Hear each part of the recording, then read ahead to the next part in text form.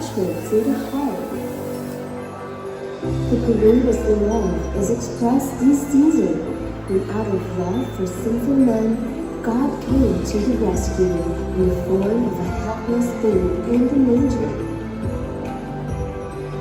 Today, we sing and dance for you, Jesus, and with each Christmas song, we remember your love for us, for you are the Lord of our dance.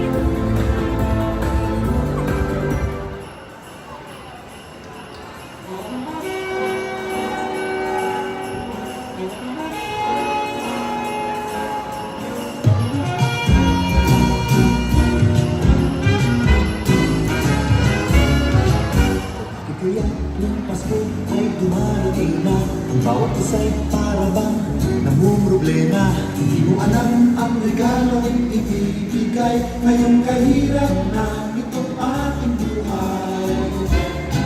Meron pa kayang karuni at noche buena kung tayo naman ay kapos at pera. Nakakahiya kung muling pagtaguan mo ang iyong mga inaanak sa araw ng Pasko.